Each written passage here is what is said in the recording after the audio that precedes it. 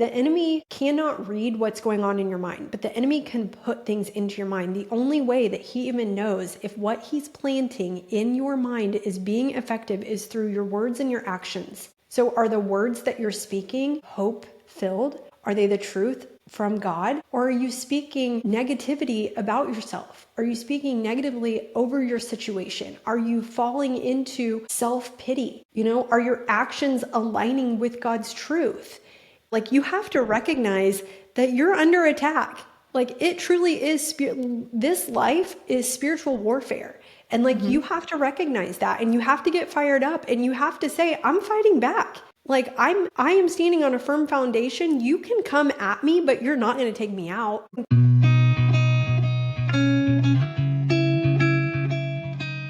Hi, I'm Kristen and this is the Overcomers Podcast.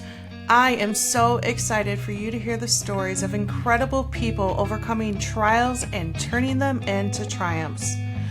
From everyday moms and dads to entrepreneurs to community leaders and beyond, you'll see how everyone has a story of overcoming, and those stories are what connect us all. Let's hop right in.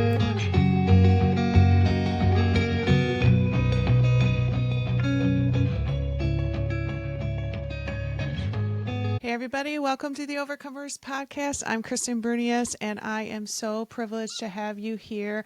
I'm the one who gets to sit here and hang out with all of these amazing people, and today we have Brandi Linn. Brandi and I connected on social media, and she just has a contagious personality. She's full of life. She's full of Jesus.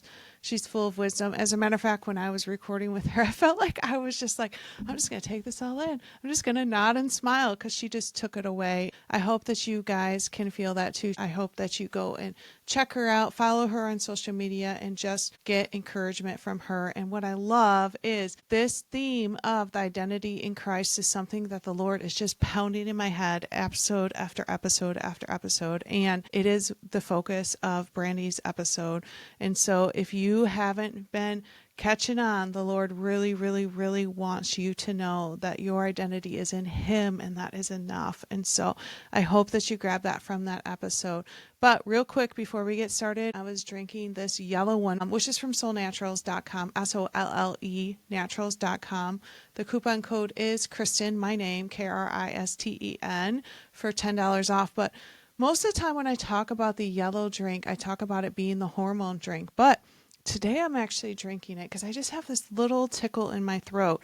And one of the things that I don't mention in here is that there is actually a clear blend in there that has some herbs in it called like butcher's broom is one that I'm thinking of in particular that is just really great for your immune system, allergies, asthma, tickles in your throat, colds, flu, runny noses, all of those wonderful things that are traveling in the fall. And so that's actually why I'm drinking it, just because I think I have just a little bit of something. But it is one of the drinks that you would get in the sample pack. So if you've never tried anything from Soul Naturals, I recommend that you start with the sample pack. It is when you go to the website at soulnaturals.com and type in sample pack, and it'll pull up a sample pack. It is $14.95. It does come with a $15 coupon for your next purchase, but go ahead and add that in. Make sure you use my code Kristen and go and check that out, and let's hop right into the episode.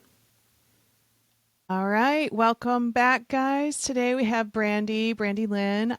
Brandi, I don't even know exactly how we met. We stumbled upon each other somewhere on Facebook, and we connected, and I was like, I love this girl, instantly. Oh, that's so sweet. Yeah, and you also have a podcast. You have an amazing social media presence. You're one of those people when I open up, whether it's Facebook or whatever, you are always right there, and you're always smiling, and you're always just super encouraging and loud and bold, and I just love that about you. So, Oh, thank you for saying that.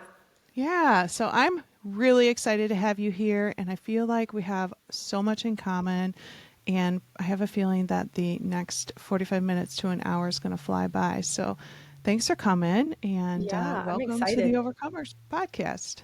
Thank you. Thank you for having me. Well, I'm just truly on a mission to help women to live lives they're obsessed with and that honor the Lord. That's just where I'm at in life, and I really only want to impact people and have fun. And if it doesn't fit into one of those things, I just don't want to do it. And a lot of that comes from walking through so many times of struggle myself and seeing how God has just been with me every single step of the way, even when I wasn't exactly walking with him. And I just want an overcoming life for other people. Do you know what I mean? Like, I think so many times we're in the trenches or we're going through storm after storm that it's hard to ever see that life could be different than that. And that God actually desires, like, we're the head and not the tail. Like, I am a daughter of the King of the universe. Why would I think that I'm going to just always be, in the pits? And so I really am comfortable sharing my story because I know that it impacts other people. And Right. so I thought that I would just open with kind of just like sharing some of what my story is and what I've walked through, because I know, like you mentioned, social media, if you follow me on social media, even though I'm I share my story too there, but you could see me on lots of vacations or posting cute outfits. And a lot of times on social media, we really see people's highlight reels. And it's easy to think that maybe their life is just rainbows and butterflies or has always been rainbows and butterflies. But I'm going to tell you right now, there is no one exempt from struggle. Like, everyone on social media has walked through a hard time or will or is currently. And that's why I love to share my story, because I don't want people to think that it's just rainbows and butterflies. Like, if I can walk through the things that I've walked through and live a life that I'm obsessed with and that honors the Lord, then I know that other people can too. So I thought I would start with my story. I did not grow up in a Christian household. Like, we believed and we went to church like Christmas, Easter type of situation. In my teenage years, my parents were going through divorce and our life was just really a lot of chaos. And I, fell into drinking and drugs and partying and sex and all the things, like, at a young age, and lived very recklessly for a long time. My parents got into church like in the midst of trying to repair their marriage, but I was already so far from God during that time that I would go to church because I was made to, but I would mostly be like throwing up vodka in the bathroom every Sunday, and like every Sunday getting like accepting salvation again. And like promising God, like, if you will get me out of this new mess that I'm in, like, I promise I'll never do this again. And like, God would just always keep his promises to me. And I just never, ever did. And the extent of my relationship with the Lord was really just me, like, being a user. I mean, honestly, it was just very one-sided. And it was like, what can you do for me? Like, what mess can you get me out of? What miracle can you perform? Like, and that's not that's not a relationship. And like, if you look at what a relationship actually is, like, would you want to have a relationship with a person who treated you that way?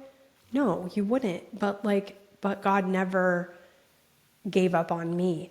My husband and I had our first son. We had moved to Los Angeles from Indiana when we were like in our early 20s for no other reason than we just thought it would be a fun thing to do. And we had our first son before we were married. We moved back to Indiana. We got married shortly after that. And then we had our second son a couple years later. Those years, having babies really it was 2 under 2, because they were 2.5 years apart. Like, those are trying times no matter what. When my boys were 1 and 3, I had to have brain surgery. I'm going to keep this story short, otherwise we'll be here forever. But I experienced debilitating headaches for about a month, and so severe that I would just vomit if I even sat up, because the pain was so horrible in my head. Again, the boys are 1 and 3. It's the month of December, so it's like Christmas time. I finally went to a neurologist that took me seriously and admitted me to the hospital. And they had done different scans on my brain and found nothing, which was a relief, but also kind of like you wanted them to find something so that they could begin working on a treatment from the thing.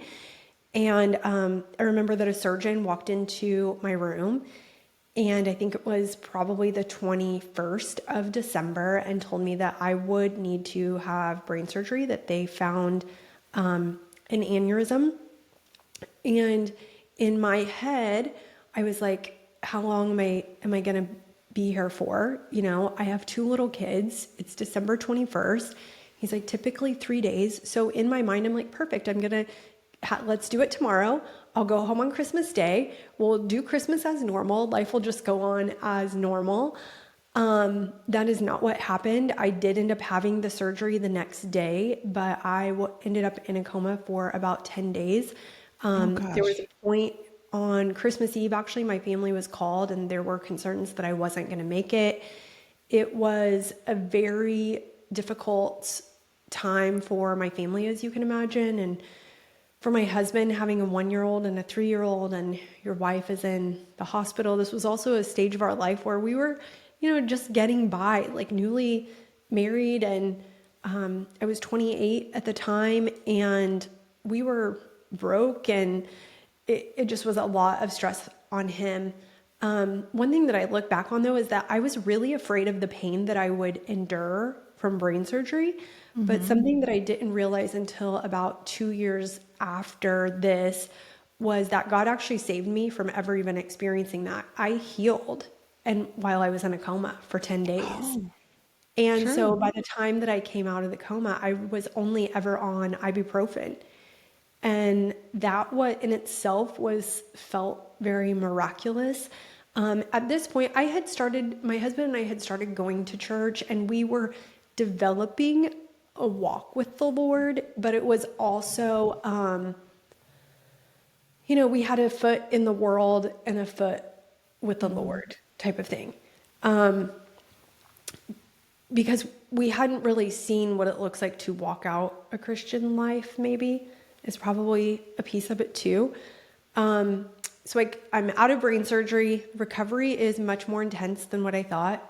I had to sleep for like 12 hours a day, and it was horrible. With a 1-year-old and a 3-year-old. With a 1-year-old and a 3-year-old, my memory loss was horrible.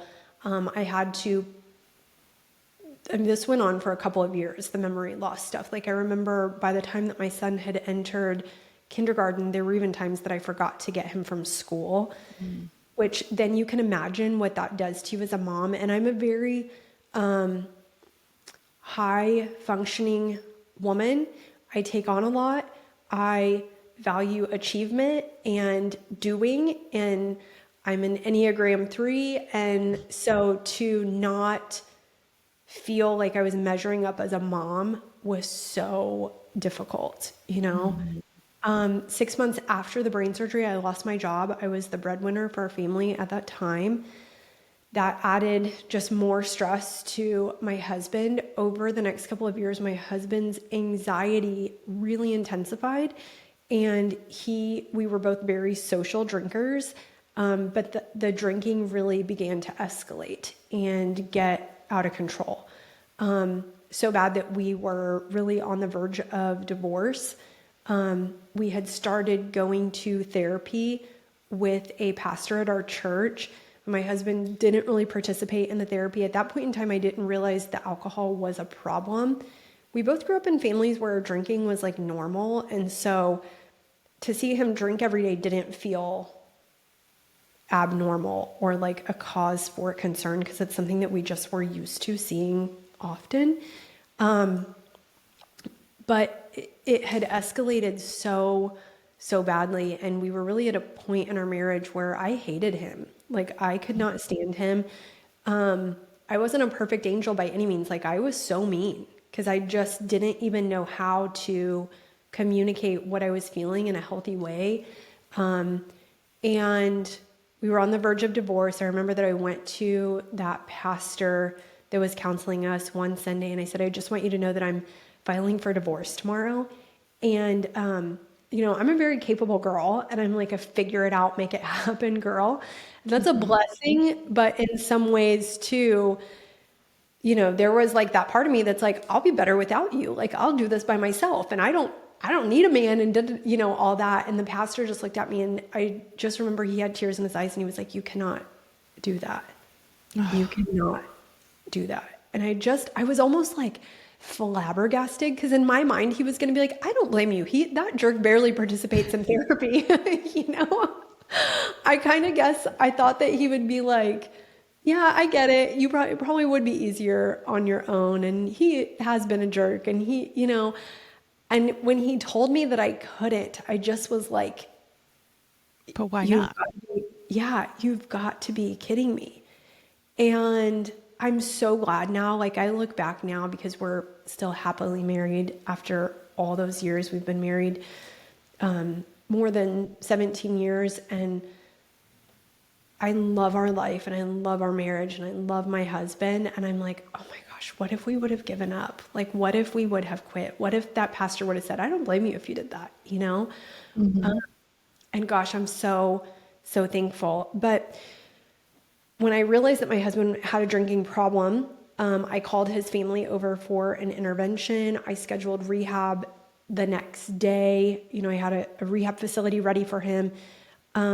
We had the intervention, and I was just very clear of like, I'm not leaving you. I'm not divorcing you, but I need you to know that this is what I need from you. And if you can't do these things to get healthy for our family, you're going to have to go stay with your parents. Like, I can't have you in the house like this.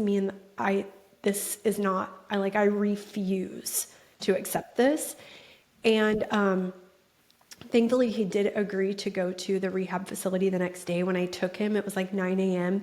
They gave him a breathalyzer. He had already been drinking at like 9 o'clock in the morning, which then was like a gut punch, because I was like, oh wow, okay, this is worse than what I even thought that it was. You know, like, I knew that it was a problem, but not to where like he was drinking at 9 o'clock in the morning. And he refused to stay at the rehab facility. They wanted to keep him overnight, but he was like, my anxiety, like, I cannot stay here. I know that I can get sober. I won't drink. I know that I can like do this at home and go to an outpatient rehab if needed, yada, yada, yada. So we decided that he would come home and detox from home. We had no idea that how wild that can be. Within 24 hours, he began hallucinating really badly. Thought there were like bugs on our furniture. And I mean, it was just really crazy. We didn't sleep for like 3 days. That was on a Monday. By Friday, I had to have him hospitalized, because it was scary, to where I was like, is his brain ever going to be normal? Like, is he just always going to be totally out of his mind? You know, it was like he was on LSD or something. Like, it was really scary. And so I had to take him to the hospital. Go ahead. I had a question. I have heard that alcohol is the only substance that you can die from withdrawals. Is that correct? I don't know if it's the only one, but you absolutely can. Yes. Yeah. Because for some reason, I thought that I'd heard that, you know, when you're withdrawing from meth, heroin, you know, whatever, you feel like you're going to die. But I thought I heard that alcohol is the only one where you actually can die from it. Yeah, you can absolutely die detoxing from alcohol, from How having scary. withdrawals. Yeah. So I had him hospitalized. And on that Monday, because he went to the hospital on Friday, on that Monday, they released him from the hospital. And it's as if like God just took the addiction. And that's been, we don't even really keep track of the years. I just know it's been more than 10 years, probably 11 or 12 years. We don't even know the date, quote unquote, of like his sobriety, because in our mind, like, he's not the person that's like, hi, I'm Paul, I'm an alcoholic. Like, well, the Bible doesn't say that. The Bible doesn't say that you're an alcoholic. Like, that's not who you are. That's not that's like not what you're walking in. So we don't even keep track of that. But it's been a lot of years. And so when we left the hospital, he never went to rehab.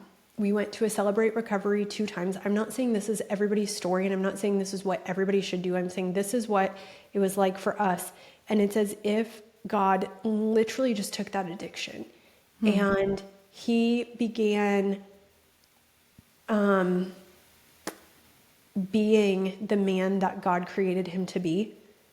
And it felt so miraculous. And like I said, at this point in time, we were developing a relationship with the Lord. And even through the brain surgery stuff, we were kind of like a foot with the Lord and a foot in the world. But in this, I feel like that God had to walk me through things that like the miracle had to so much be him so that I couldn't be like, oh, well, I worked really hard for that. I achieved that. You know what I mean?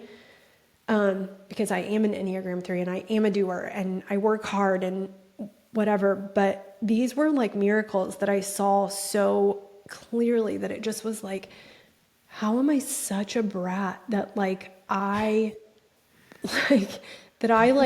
pray for God to move in my life, but like I'm so ungrateful because all I do is want like God to do things for me.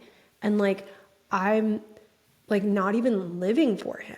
Like what a selfish brat. Do you know what I mean? Like that's literally the conviction that I began to have. And so we just started like really intentionally living for Jesus and like walking with the Lord. And I'm not sure. I know that would have happened eventually if this wasn't our story, but gosh, how much longer would it have taken? Because I feel like I was such a hard case for God that he had to like allow these like crazy things to happen so that I would be like, okay, Lord, I get it. But you know, it was in the midst of those struggles, specifically the struggle with my husband, because the brain stuff, there felt like I didn't even hardly have time to pray for miracles. It just all happened so fast. But the stuff with my husband really lasted for a long time. Like we were struggling for a couple of years. And specifically when I went to that pastor and he told me that I couldn't get a divorce, that's where the rubber hit the pavement. Do you know what I mean? And that's where I decided that I had to walk out all these things that I say that I believe. And that's when I learned how to like literally go to war for my family and kind of like 10 toes down that I'm not wavering, that like I'm going to walk this out. And I'm so grateful, even though it was so awful to experience, like I'm so grateful to have walked that out and to have such increased faith as a result of like walking through that struggle. Do you know what I mean? Yeah, I was thinking of a conversation I just had with a friend recently where she said about some stuff that I'm going through. She's like, man, God must really have some crazy plans for you because the devil just does not want to leave you alone. And I think a lot of times when we go through those times where it's just like struggle after struggle after struggle, it's that spiritual war of trying to get Brandi's attention, and God was like, come on, like I'm trying to like grab you, I'm trying Wake to up, show sleeper. you. Yeah. Yeah, like quit being a brat, as you Yeah. said it. Yeah. And like see what I'm trying to do in your life. And I've had those moments where I was like, oh my goodness, why did I miss that? That was so obvious, but it was just right there in front of me. But we can, as Enneagram 3s, if you want to describe it that way, like we can be so stinking stubborn and get in our way so often that God sometimes has to like put like a flashing stop sign in front of us to be like, hello, maybe you should listen. So Well, and now I'm at a point where I'm like, okay, Lord, teach me the lesson quickly. Like, I don't want to have to take so long anymore. I don't want to have to be so hard. Like, I want to learn the lesson. So whatever it is that you're trying to show me, like I'm open to seeing it. I want to see it. And gosh, I was not always like that. But in all of this, in the struggle with my brain surgery and just having kind of my identity shaken there, I was used to being someone who could be counted on to get things done, and a very with it hands-on mom who did all the Pinterest things and the activities, and then to forget your kid at school was like a gut punch. Like, who am I I felt like an awful mom, I mean, how every mom who is a mom has experienced mom guilt at one time or another. And it was just like magnified so much during that time. And then in all of this stuff with my husband and just the struggle, and like, there could have come times where I got mad at God or resented God or even kind of became pitiful, because I really was walking through one storm after the next. Here I had a 1-year-old and a 3-year-old, and I go through brain surgery. And then by the time they're 3, and immediately after that lose my job. And then by the time they're 3 and 5, I'm on the verge of divorce. Like, it was so much in such a short period of time that I could have become kind of pitiful, and I could have sunk in the pity, and I just refused to do that. And it's during these times that I had to start really understanding who God says that I am, because the world wants you to think all these other things about yourself, and the world is so good about highlighting all these things that you are, that you're supposed to be. And at the end of the day, we have to look back and say, who does God say that I am? God says I'm an overcomer. God says I've been given the mind of Christ, right? Like, Right. he says, as I said, that I'm the head and not the tail, that I have his strength. Like, and this makes me so nuts in the Christian world.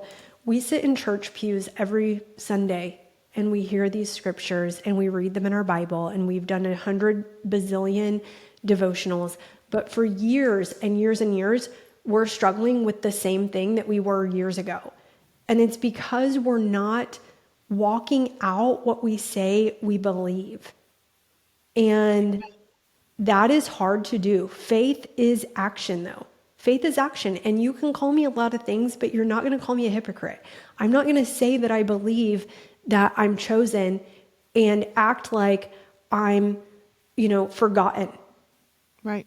That's not living God's best for my life. That's not even what he says about me. And so at the end of the day, we have to decide, like, if you're listening right now and you're facing a storm, and I was facing storm after storm to where I'm like just barely keeping my head above water, and then my head would come up for air and I would take a breath of air, and then another wave would come and just crash over me and push me back to the bottom again. And I'm like, flailing around, not able to breathe. And then I would come back up and gasp for air, and then another wave would hit. And if you're someone who's walking that out, you have to decide that you are literally going to be 10 toes down, just relentlessly seeking what God has for you and not settling for anything less. We have to almost develop like a holy anger and recognize that you are under attack, that the enemy would love, if the enemy could get you to doubt God's promises to you, if the enemy could get you to doubt your identity, if he can start taking your identity, everything else is going to come after it. Yes. And so we have to decide that we believe the things that God says about us, no matter what. No matter what wave comes crashing over you, no matter how bad the storm gets, that you're just unwilling to believe anything other than God's truth over your life. And I feel like, sorry, go ahead. No, I was going to say, and what I feel like in my life, since I have developed that foundation, that truth, that confidence that I know who I am and I know who God has created me to be, that when the arrows do come, like, don't get me wrong. It's like when a police officer wears a bulletproof vest, it doesn't mean that when the bullet hits him and he takes his vest off that he doesn't still have bruises underneath. Like, that still hurts, but it's not piercing him. And that's what I feel like. It's like when people come at me or things that are said or done or, whatever, it's not that it doesn't hurt. It just doesn't penetrate. It still leaves a bruise, but it doesn't sink into me because I know who I am and I know who God created me to be. And so, like you were saying, those storms will come. They're bound to come. Like, that's just part of life. But are you going to get knocked over and feel like you're drowning every time? Or are you going to be able to swim through them and or hold on to Jesus as your life raft and go through the storms with him? I think is the difference. Absolutely. And it doesn't mean, I love that analogy with the bulletproof vest. It doesn't mean that you're not going to get hit, that you're not going to get bruised. But what it means is it's not going to take you out.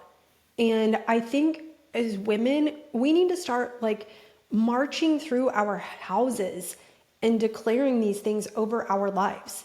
The enemy cannot read what's going on in your mind, but the enemy can put things into your mind. The only way that he even knows if what he's planting in your mind is being effective is through your words and your actions. So are the words that you're speaking hope filled? Are they the truth from God? Or are you speaking negativity about yourself? Are you speaking negatively over your situation? Are you falling into self-pity? Are your actions aligning with God's truth? And I want more women to just get a little spicy over this stuff. Like, you have to recognize that you're under attack. Like, it truly is, this life is spiritual warfare. And like, you have to recognize that, and you have to get fired up, and you have to say, I'm fighting back. Like, I am standing on a firm foundation. You can come at me, but you're not going to take me out. Right. I'm going to stand back up. And it might not be because you have so much confidence in yourself. That's not what it's about. It's about having confidence in the God who made you. Right. I maybe have moments where I'm not feeling confident myself, but I know that I carry his confidence because I was made in his image. And so I just walk that out even when it doesn't always make sense. It didn't make sense for me to keep fighting for my marriage when I was. It didn't make sense. The world told me it would make sense to file for divorce, yada. It didn't. Really, not many people around me were even speaking God's truth over that situation, to be honest. And so it didn't make a lot of sense, but I had to just come kind of stubborn about it and decide that I'm either going to walk out what I say I believe, or I'm not. And I think that's what it comes down to. And there are just a few things that as I find myself, as I look back in that season, and as I walk through hard seasons even now, because just because you become good at navigating or better at navigating hard seasons doesn't mean that they're not going to stop. Like, we're still going to always walk through hard seasons. But there are some things that I have found are just always there to keep me grounded and focused on God's truth, and to help me to be an overcomer, to help me to be a strong woman. I don't want to be a weak woman. I refuse to be a weak woman. I just refuse. And I want to call other women up. I say this in my social media a lot because my social media is bold, but so am I, but it's like, that's just who God made me to be. And I always say, like, I'm not calling you out, but I am calling you up. So some of what I say may sting a little, but it's like, but I needed to hear it. You know what I mean? And a lot of times it's so that my ears can hear it too. Because there are times when I'm like, hey, get your head out of your butt, girl. Like, you're like, you got to get back up. And I have to remind myself of that sometimes too. And so these few things I just have been so helpful. And I just know, because I've run even programs with women, where if you will just do these few things every single day, you're going to feel yourself strengthen. You're going to feel yourself grow in your confidence. You're going to become more secure in the identity that Christ has given to you, not the identity that the world has given to you. And I don't even care what your past is. Maybe you've walked through things. Maybe you were the problem in your past, right? but God says that you're redeemed. He says you're forgiven. And those are the things that we have to walk forward in. So one of those things. Wait, before you go into that Yeah, list, yeah. interrupting this episode real quick to remind you to go to soulnaturals.com. Use my coupon code Kristen for $10 off. If you're not sure what to buy, check out that sample pack, and let's hop back into the episode. I just want to circle back a little bit because the whole concept of identity of Christ, for those of you guys who have listened to the past, I don't know, like 6 episodes, this keeps coming up over and over and over again. And I just wanted to stop you before you went into some of your tools and to talk a little bit of what do you see women finding their identity in instead of Christ? Because I know when you and I talked, there were a few things that I was like, oh, I didn't even think about that. Mm-hmm. Such as we talked about finding your identity in being a mother. Yeah. Like finding your worth in being a mom. Yeah. And being a mom is a great thing. But if our whole identity is wrapped up in that, what happens when your kids leave the house? Because I'll be an empty nester and just, a few years, unless they live with me well into their 20s, who knows? But even now, though, having teenagers, it's like my mom role has really shifted. And I see a lot of women struggle during those years. And so if your whole identity is wrapped up in your kids, that can become not a great thing, because then what happens when your identity can't be wrapped up in them? If your whole identity is wrapped up in being a wife, if your entire identity is wrapped up in the different accomplishments or successes or your business, or even, so it can even be good things that are going on in your life. But if your identity becomes those things, you will find yourself flailing at some point if any of those things change or shake or are shaken. And they will, because that's just how life is. Right. And that is why, and then, the identity on the flip side too, or the thing on the flip side too, regarding identity, is that it can become, our identity can start to become our past. Maybe you've walked through divorce, and like I said, maybe you were the problem. Maybe you were unfaithful. And so you could now be walking with so much guilt and shame and condemnation, and that is robbing you from the true identity that Christ has for you. Because like I said, he says that you are redeemed. He says you are forgiven. He says you are loved. You are chosen. You are worthy. It could be even a disease or a sickness, an illness that you're living with. I see that so much.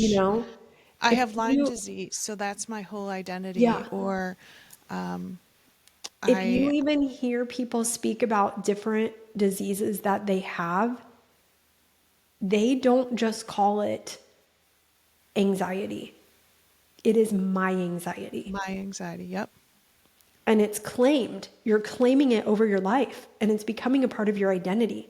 And I see so many women, even though they hate this thing, they're claiming it and they're holding on to it, and it's becoming a part of their identity. And it's robbing them from God's very best for their life. Because God doesn't say any of those negative things. That's not what God says about you. It's not who he says that you are. If you're someone who you're like, how do I even know what God says about me?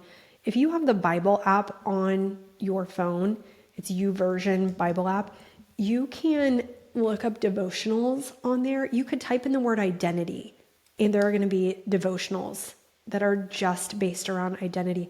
I love to read in the book of Ephesians, where, it's the church that's being addressed, but the book of Ephesians is so, it fires me up. It's so powerful. I feel like, just to have an understanding of some of the things that God says about you. So I highly recommend doing that. But those are the things that I see women. It can be really good things, but it could also be those negative things. But as long as if our identity is planted in any of those things more than who God says we are, that's a problem. Because yes, being a mom is a piece of my identity, that of course, like, and many other things are a part of who I am. But at the end of the day, the thing that I want to make sure that I am more than anything is a daughter of the King, Yeah. and understanding like what that means. Right, right. And I love that you point out, especially that last part about the diseases and the, mental health stuff, because I see so many women where, and men too, but I'm just speaking for women, where that becomes everything that they're about. I have Lyme disease, or I have, you know, whatever, or I have this disability, or, and it becomes their an entire platform. And as for anxiety, that was something that I struggled with for a long time. And if it's probably been 15 years since somebody said that to me. And they said, Kristen, would you ever say, oh, it's just my flu. It's just my stomach flu. Like, you would never say that. You would say, oh, I have the stomach flu, or, oh, I have a cold. But for some reason, when it comes to anxiety, you say, oh, it's just my anxiety acting up. We right away claim that. And I think for me, when I stopped claiming it was when it started getting better. It makes me nuts, actually. It Yeah. makes me Yeah. so nuts. I saw someone walking around with a t-shirt that said, I think it said like anxious and awkward or something on their t-shirt. And I'm like, Don't claim that. why are you holding on to, why now you're like glorifying it, kind of like romanticizing it a little bit. Hey, And do you ever see those it moms who are steals like, from your life. yeah, yeah. Or like those moms who are like, well, I'm a hot mess. And I'm like, no, you're not. No, you're not. You're so much more than that. Like, okay, maybe they're saying that in like a kind of like a joking kind of way, Like, of course, we've probably all said that, but But our words have power.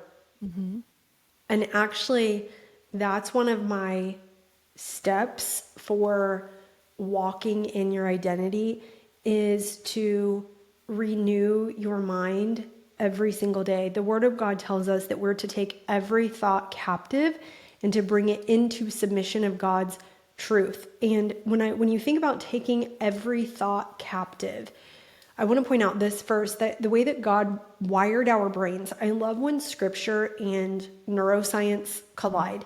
And the way that God wired our brains is that your brain, number one, wants to keep you safe, but your brain also looks for evidence to prove you right.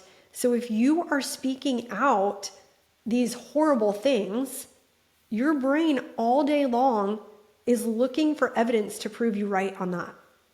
That is freaking powerful. And it's like when you realize how powerful that is science, but it's also biblical. So that's taking every thought captive. So that's when you have, and we can also rewire our brain and create new neural pathways of new ways of thinking. And so when you are walking through a season, and we'll use mental illness as the example here.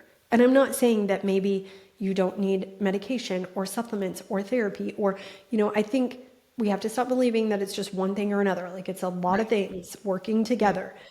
But this is scriptural. If you'll take your thoughts captive. So if in those moments you're starting to feel, anxious about something, it's taking it captive is recognizing that you're having the thought. Like, oh, right. hold on, like this, I'm feeling, just recognizing that it's a thought. So maybe you've had someone speak horrible things over you, which I have. Like, I have definitely experienced that. Sometimes I even share it on social media, because I'll have people, when you're on social media, people say wild and crazy things, and like, I'll share it, because if you're going to come at me and say these things, let's just share it with everyone then. Right. Which I don't know if that's holy, but it's like, oh my gosh. It's taking that thought captive and saying, hold on, like, am I this thing that someone said that I am? Like, it's taking it captive, okay, holding on to it. And then it's replacing that with the truth of God. And so it's saying,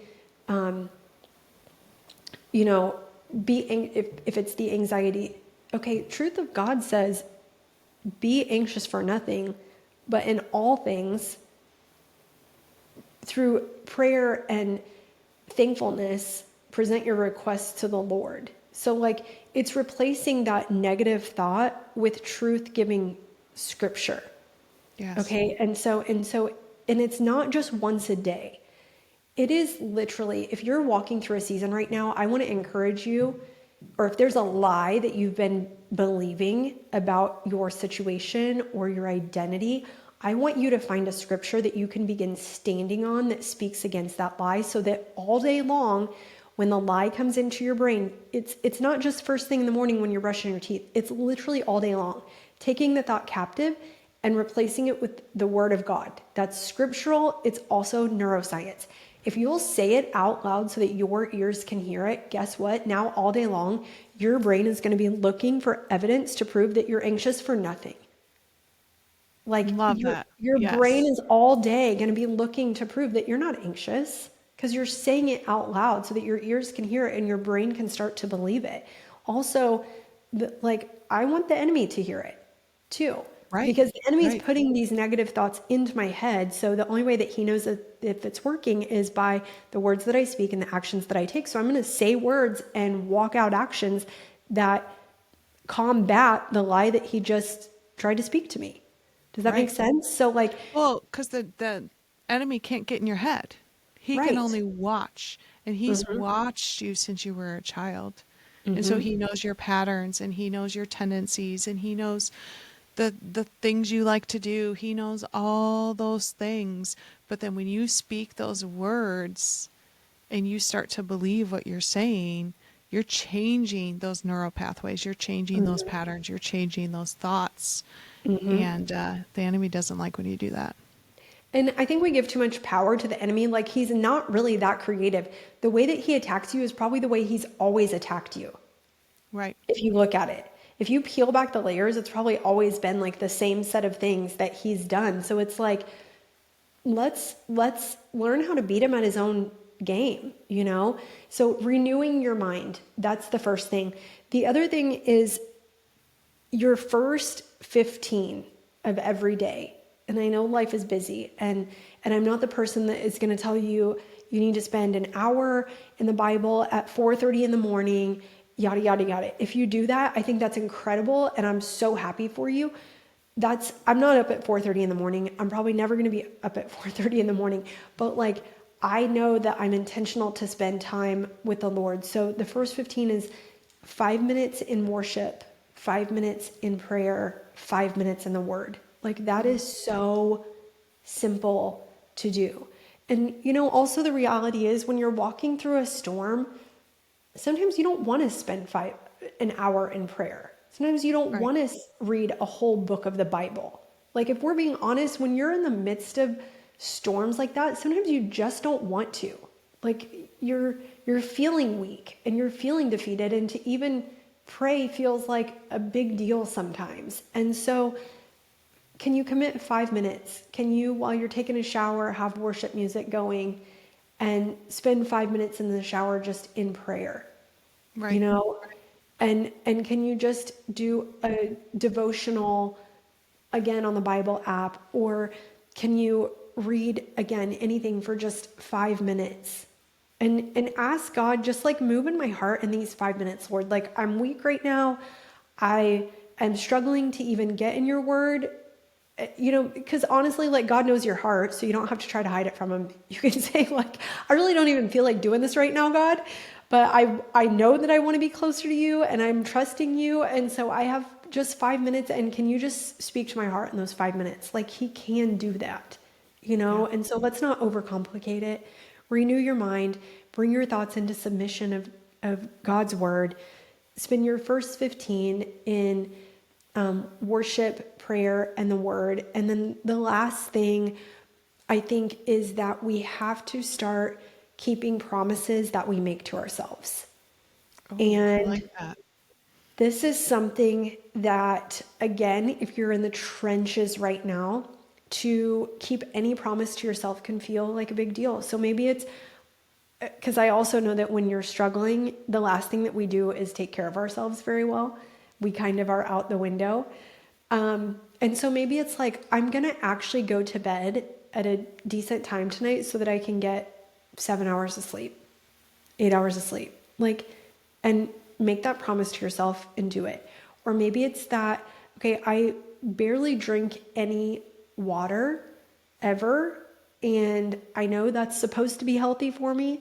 So I'm just going to commit to drinking, 8 bottles of water a day. And that's just a small promise that you're going to make to yourself. Maybe it's that you're going to eat something nutritious for dinner instead of going to a drive-through. It doesn't have to be these big, huge things. Maybe it's that you're just going to go take a walk for 10 minutes. Because again, when you're in the trenches, doing anything for yourself feels so hard. Stop thinking that it has to be this earth-shattering thing that you do. Doing something for yourself for 10 minutes is a big deal. Like loving yourself well when you're in the trenches is a big deal.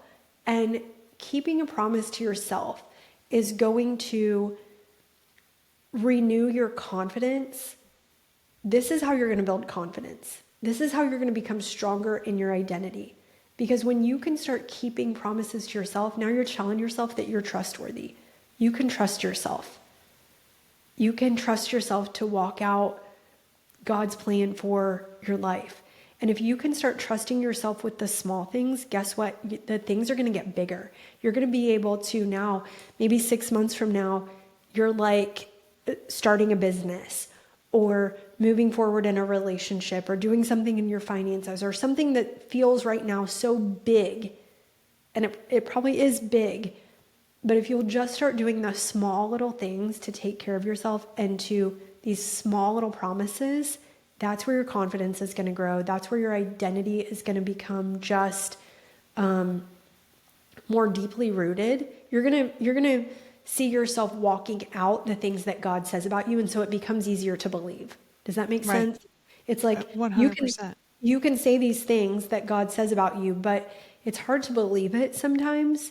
But when you're saying them out loud and then you start taking actions that align with what God says about you, now it's easier to believe. It's like, no, I am that woman who God says that I am.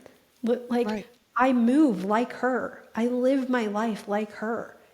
The way that I am in relationships is a reflection of who God says that I am. So just start keeping small promises to yourself. We keep them to other people. And why don't you keep them to yourself? Yeah. And we're the first to go when things are hard.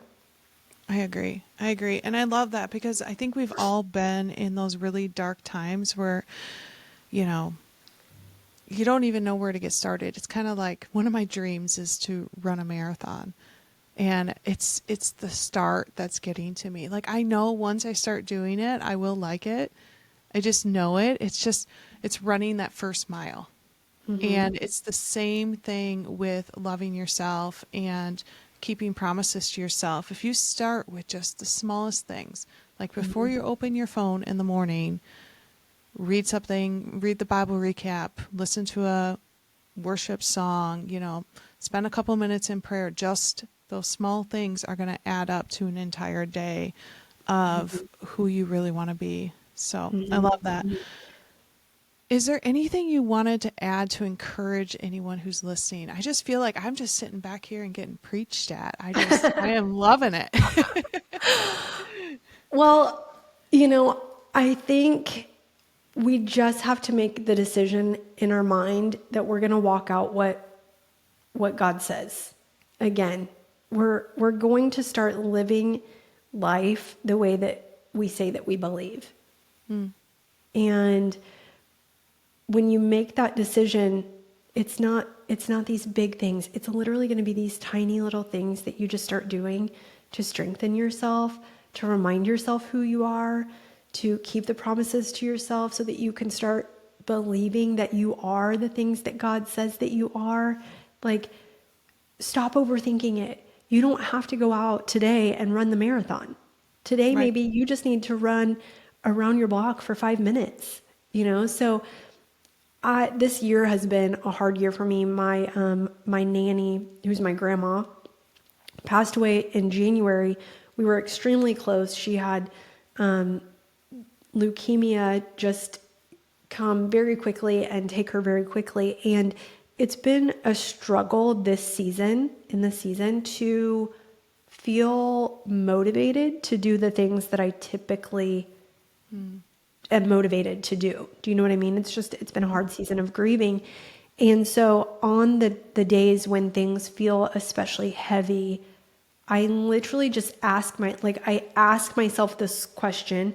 I say, Brandi, can you do it for 10 minutes? So like Right. when I'm struggling to go to the gym, I'm like, Brandi, can you do it for 10 minutes? Can you, and so this has been really hard for me to accept these small little things as like wins.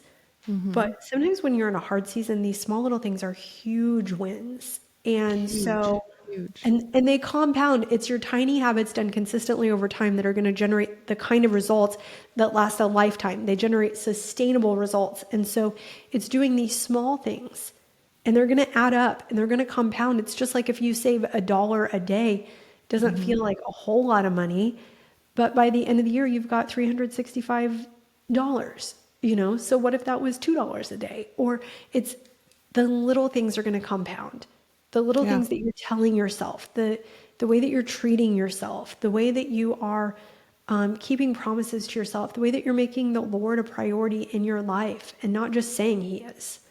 Like Right. those things add up, they compound, they're going to strengthen you, they're going to renew your confidence, they're going to make your identity in Christ just so clear. Because right now Yeah. there are women listening who struggle to believe God's truths about them. They sure do. They sure do. I have to tell a story here real quick. Okay. So a couple years ago, I was a smoker and I just was spiraling. I was smoking more and more and more and couldn't quit, or felt like I couldn't quit. Had tried to quit probably dozens of times. And someone said to me almost exactly what you said. They said, just don't smoke your next cigarette. And like, if you've ever struggled with anything like smoking or, obviously addiction gets greater with I different mean, substances. like Food. the food that we eat. Right, right. And so I remember I set the date. It was Mother's Day. And I said, okay, I'm done. I'm not going to smoke anymore. And I went into it with the mindset of like, okay, I'm not going to have a cigarette when I drink my coffee in the morning. That was all I was focused on was, okay, I'm just not going to have that. And then, a couple hours went by and then it was time for my next one. And I said, okay, now I'm going to go for a walk. And then the next one. And before I knew it, an entire day went by. And then I said to myself, I just have to do that again. And I'm oversimplifying, but literally that was the only thing that ever worked for me. Because if I thought to myself that on, whatever today's date is, however many years it's been, that I would go that many days and weeks and months and years without a cigarette, it was too big for me. I just had to take it one cigarette at a time, then turned into days and then turned into weeks. And like, I'm not going to say I'm tempted every day anymore, but there are a lot of times when I'm tempted and I'm like, but why would I go back? After I've accumulated all of these days and years and whatever. But it was literally taking it cigarette by cigarette, small step by small step that got me to where I am. So if you're listening and, are you hearing what Brandi's saying? That it just starts with 5 minutes. It starts with little promises to yourself and it starts with those small actions. And before you know it, you're doing whatever it is your dream is. And I will take this advice, Brandi, and I will go run around the block tonight. Just for 5 minutes. Just for 5 minutes. There have been a lot of times this year where I'm like, okay, I'm going to the gym, but like I feel like I can only do 10 minutes, That's fine. But then I get there and I'm like, oh, I can do more than 10. Sometimes it's just getting there. It's just starting, like you said, to do the thing. And then once you get started, it's like, oh, this actually isn't miserable and I kind of enjoy it, Right. And Right. so, yeah, it's exciting to walk in God's in who God says that you are. And there's so much, I mean, I could go on a million other directions in that, because I'm like, and then when you are walking in, like, what does it look like to walk in your purpose, and beware of these things when you do walk in his purpose, and yada, yada, yada. But that's a whole other thing. But I just want to see women living literally God's best for their lives. And God's best isn't broke and broken and defeated and taken out and holding on by a string and, barely able to get out of your bed and hating your body and comparing yourself to everybody. Like, that is not God's best for your life at all. Right. So, yeah. Love that.